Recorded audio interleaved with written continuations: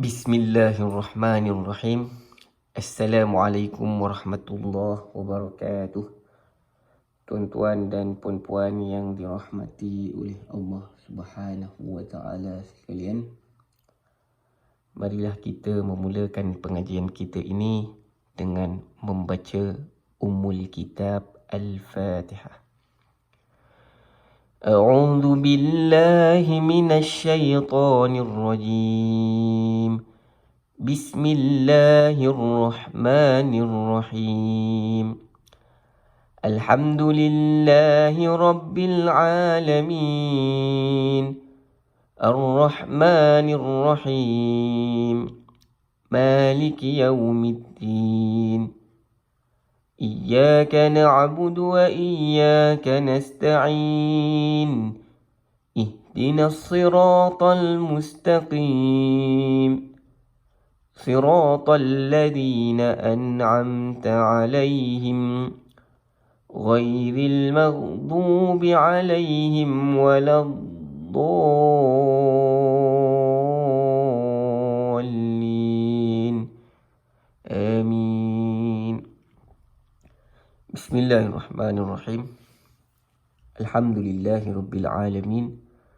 Wassalatu wassalamu ala asyrafil anbiya'i wal mursalin wa ala alihi wa sahbihi ajma'in. Subhanaka la ilma lana illa ma 'allamtana innaka antal alimul hakim. Amma ba'd. Alhamdulillah, tuan-tuan dan puan-puan, syukur kita kepada Allah Subhanahu wa taala yang telah mengurniakan kita kekuatan. Maka dengan itu kita dapat lagi meneruskan usaha memahami bahasa Arab ini. Mudah-mudahan usaha kita ini dikira sebagai amal soleh di sisi Allah Subhanahu wa taala.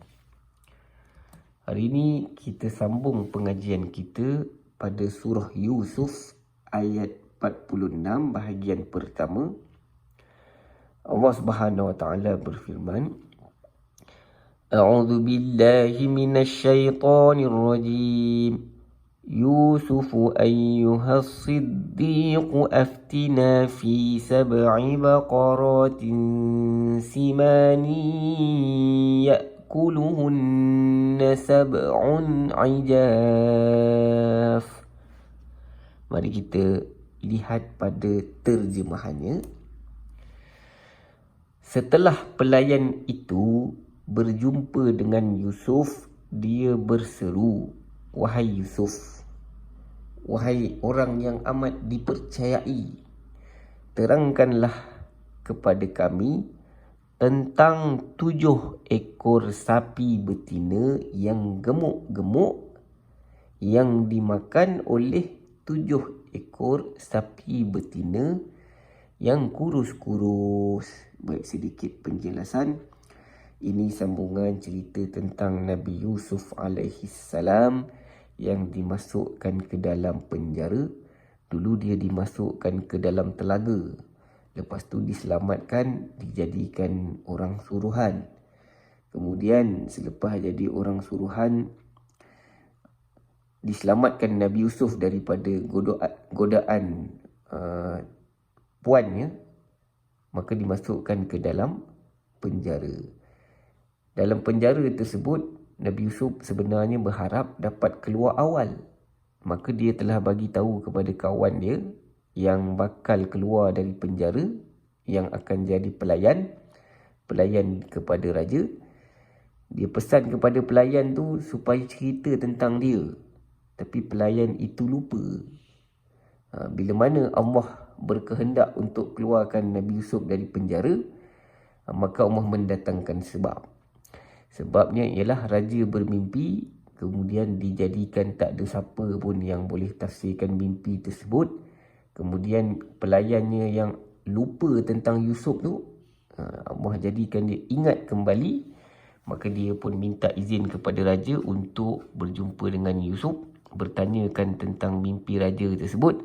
Maka dia pun datanglah kepada Yusuf. Dia pun kata, "Wah Yusuf, wahai orang yang amat dipercayai." Baik, Yusuf memang dikenali sebagai orang yang dipercayai. Kenapa?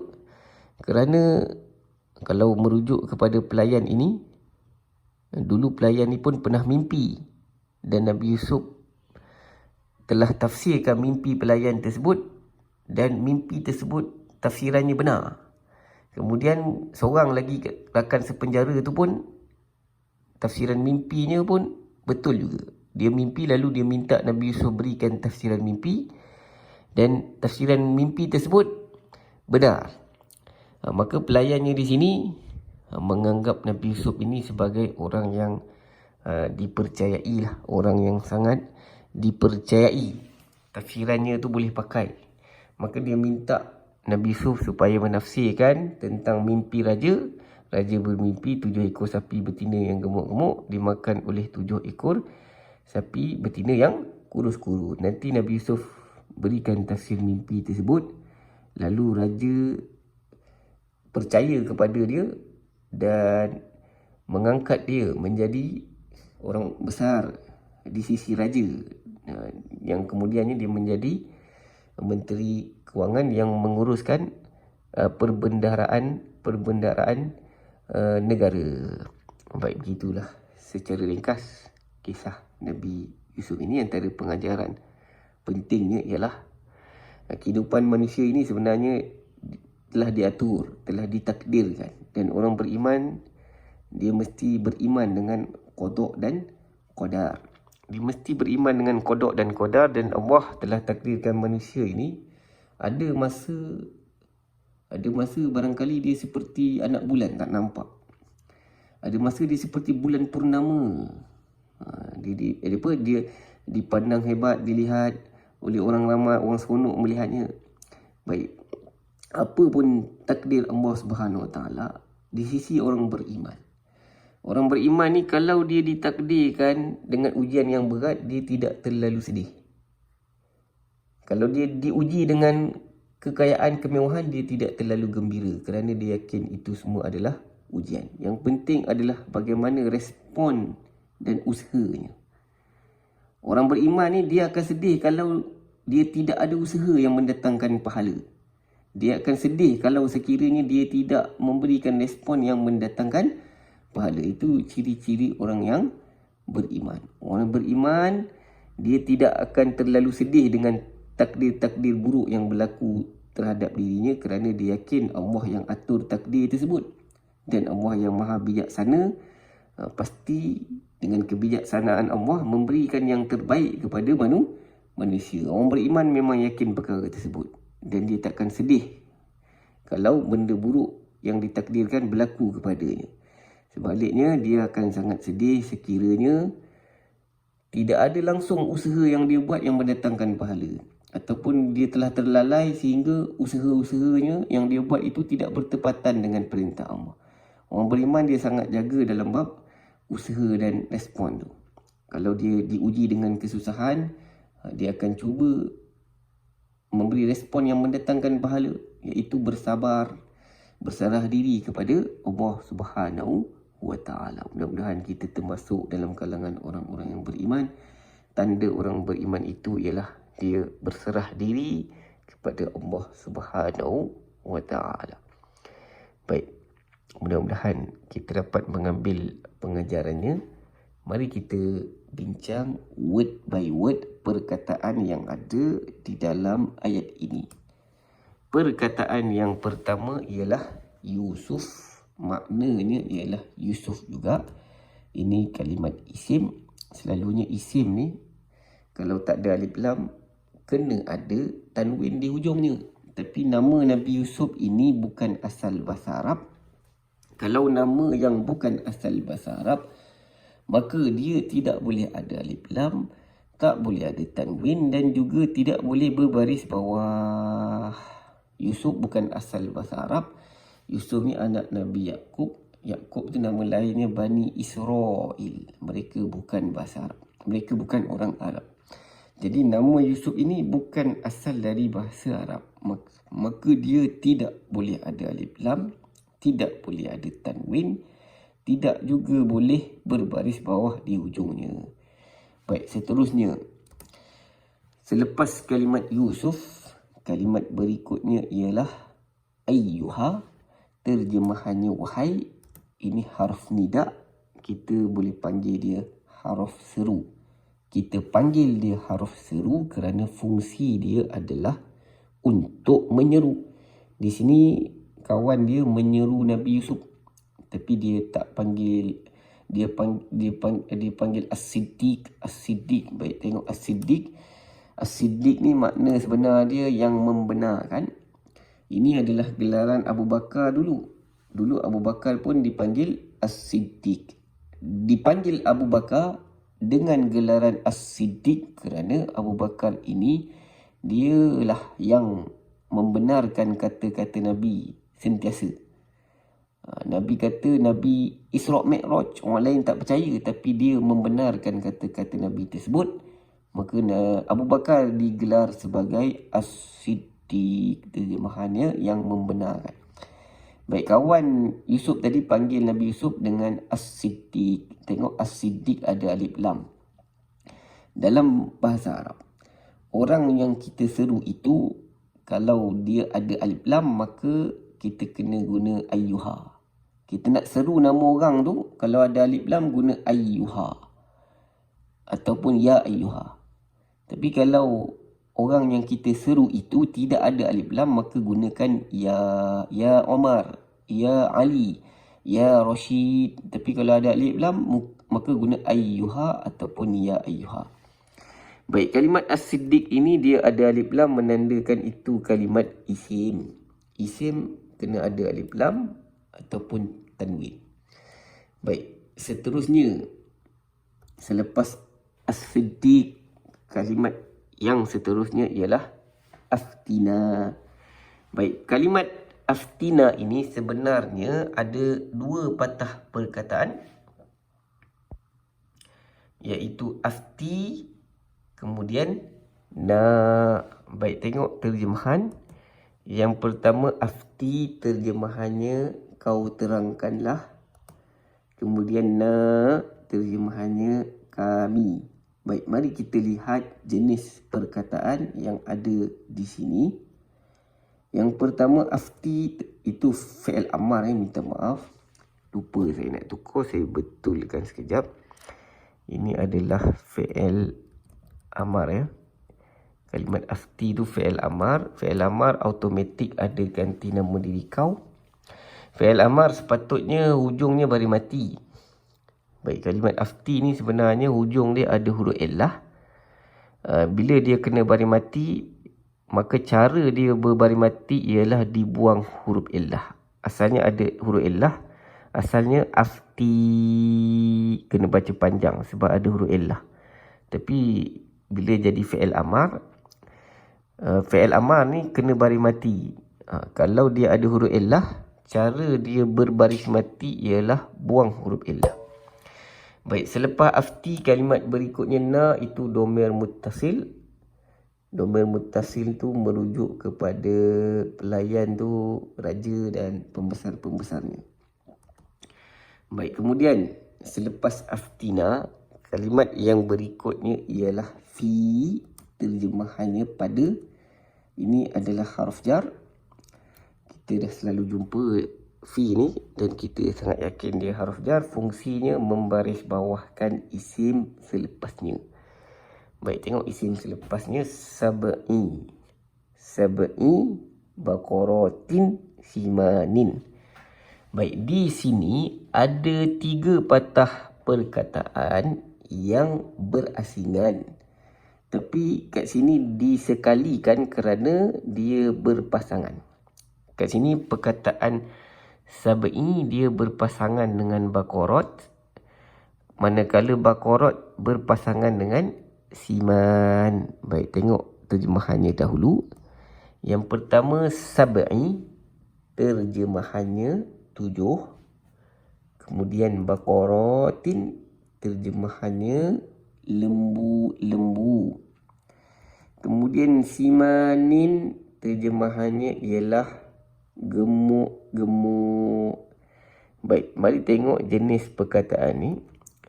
Baik, semua perkataan ini adalah isim. Tengok sab'i, hujungnya baris bawah menandakan dia kalimat isim. Baqaratin hujungnya baris bawah juga dan ada tanwin menandakan dia isim. Simanin pun hujung baris bawah dan ada tanwin. Baris bawah dan tanwin itu tanda isim. Baik, seterusnya kita nak mengenal pasti pasangan perkataan yang ada di sini. Yang pertama, 7 lembu-lembu. 7 ni umum. Lembu ni mengkhususkan 7. Jadi ini pasangan mudhaf dan mudhaf ilaih. Mudhaf ilaih ni fungsi dia mengkhususkan mudhaf. Mudhaf ni tandanya dari sudut bahasa Arab, tanda mudhaf ialah tak boleh ada alif lam. Di hujung ni tak boleh ada tanwin. Manakala kalau mudhaf ilaih tak kisah sama ada nak letak alif lam atau tanwin, yang penting mudhaf ilaih itu hujung dia mesti kena baris bawah. Saya kena baca baqaratin, tak boleh baqaratun. Baik, kemudian lembu-lembu gemuk-gemuk. Gemuk ni sifat kepada lembu, dia ikut baris lembu ni, maka dia ni pasangan zat dan sifat. Tanda bagi pasangan zat sifat ialah sama baris, sama tanwin, sama bilangan, sama jantinanya. Saya ulang, tanda bagi zat sifat ialah sama baris, sama tanwinnya atau alif lam, sama jantina dan sama bilangannya. Baik, seterusnya perkataan yang berikutnya ialah ya'kuluhunna. Ada 2 patah perkataan di sini. Perkataan yang pertama ya'kulu, yang kedua hunna. Baik, tengok terjemahan. Yang pertama ya'kulu, terjemahannya dia makan. Kemudian hunna, terjemahannya mereka perempuan. Baik, tengok jenis perkataan yang ada di sini. Yang pertama, ya'kulu itu fi'il mudhari'. Kemudian hunna itu dhamir muttasil. Baik, kat sini yang makan ni lembu kurus. Yang dimakan adalah lembu-lembu yang gemuk-gemuk. Baik, tengok fi'il mudhari' di situ. Dekat fi'il mudhari' tu ada huruf ya. Huruf ya di sini ada 2 fungsi. Fungsi yang pertama dia tanda fi'il mudhari'. Kemudian fungsi yang kedua ialah dia tanda bagi ganti nama diri dia. Baik, seterusnya perkataan berikutnya sab'un ijafun. Ada 2 patah perkataan di sini. Kita bincang sekali sebab dia berpasangan. Mari tengok terjemahannya. Sab'un terjemahannya 7. Kemudian ijafun terjemahannya yang gemuk-gemuk. Baik, dua-dua perkataan ini adalah isim dan dia pasangan zat dan sifat. Kita yakin dia zat sifat sebab sama dua-dua baris depan, sama ada tanwin, sama bilangannya, ini banyak, ni pun banyak, dan sama jantinanya. Maka dengan tanda-tanda tersebut menunjukkan ini pasangan zat dan sifat. Dan kalau tengok makna pun sama, ini sifat. Baik, minta maaf, kat situ ijafun tu maknanya yang kurus-kurus ya. Ijafun tu maknanya kurus-kurus. Kalau gemuk tadi siman. Baik, ini kita nak cerita tentang nombor dalam bahasa Arab dan nombor giliran, seterusnya nombor pecahan. Baik, kalau nombor seperti 1, 2, 3, 4, 5. Nombor giliran ni yang pertama, yang kedua, yang ketiga. Kalau nombor pecahan 1/2, 1/3, 1/4, 1/5. Nombor pecahan ni ada banyak, 2/5, 3/5, 4/5. Tapi yang ni kita nak fokus nombor pecahan yang ada perkataan 1/. Baik, dalam bahasa Arab, kalau nombor yang biasa tidak ada pattern, kalau nombor giliran ada patternnya, patternnya fa'il. Tengok pattern fa'il, tengahnya ada alif, selepas alif baris bawah. Kalau dalam bahasa Inggeris, kita nak tukar nombor, jadi nombor giliran kita kena tambah huruf yang tak standard. Contoh first. First yang pertama hujungnya ST. Yang kedua second hujungnya ND. Kalau yang ketiga third, ujungnya RD. Kalau yang keempat fourth, ujungnya TH.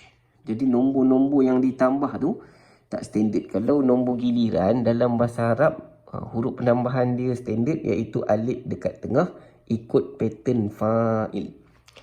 Kalau nombor pecahan pula, nombor pecahan patternnya fu'ul. Tengok pattern fu'ul, kira bilangan hurufnya ada 3 saja. Asal perkataan dalam bahasa Arab 3 huruf. Kalau 3 huruf maknanya tak ada tambah apa-apa huruf. Kalau nombor giliran tadi kena tambah alif. Kalau nombor pecahan ni, kalau tengok bilangan hurufnya ada 3, jadi tak ada tambah apa-apa huruf. Cuma baris tu, huruf pertama kena baris depan, huruf tengah kena baris depan.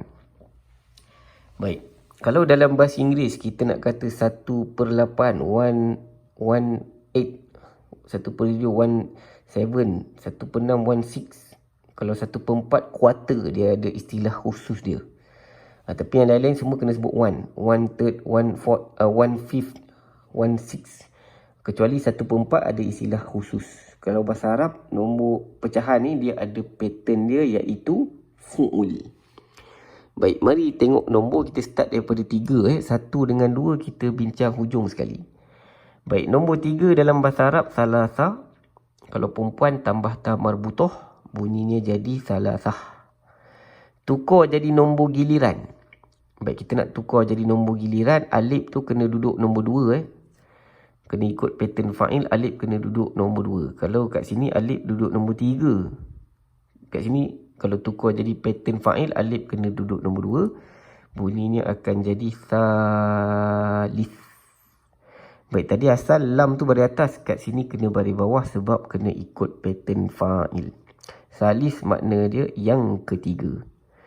Baik, kalau 1/3, kalau 1/3 buang alif, tak ada tambah apa-apa huruf. Buang alif, tak ada tambah apa-apa huruf. Kemudian huruf pertama kena baris depan, huruf tengah pun kena baris depan, ikut pattern fu'ul. Baik, seterusnya nombor 4 arba'ah.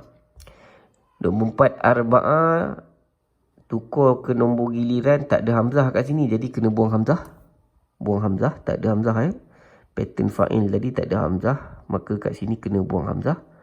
Pattern fa'il tadi kena tambah alif, maka kena letak alif kat sini.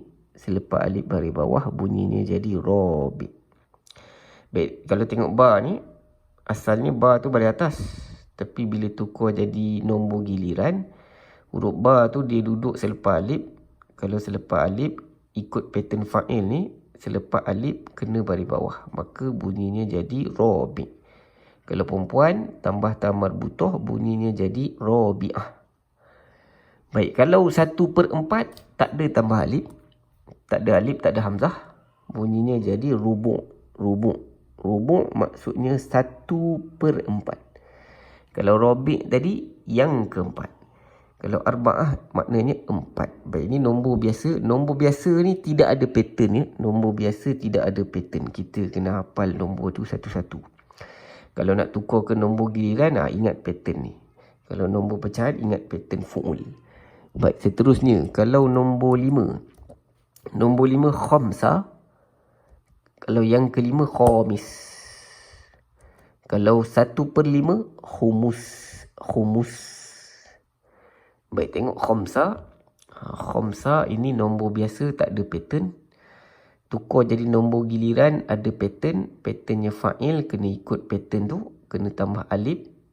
Alif tu duduk nombor 2. Kemudian selepas alif, baris bawah. Baik, tukar jadi nombor pecahan, tak ada tambah alif. Kena ikut baris pattern fu'ul tu. Huruf pertama kena baris depan. Huruf tengah ni pun baris depan juga.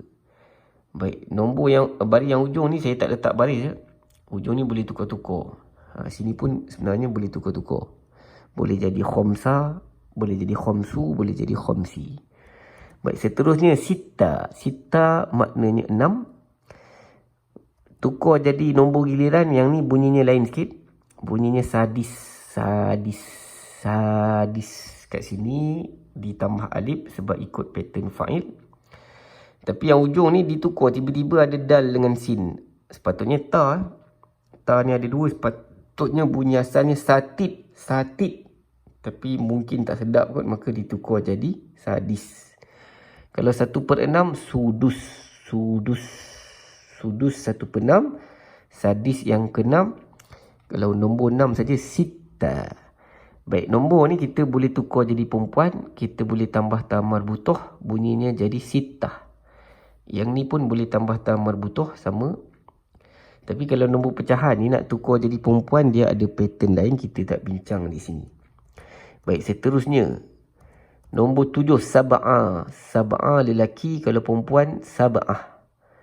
Yang ketujuh sabi'.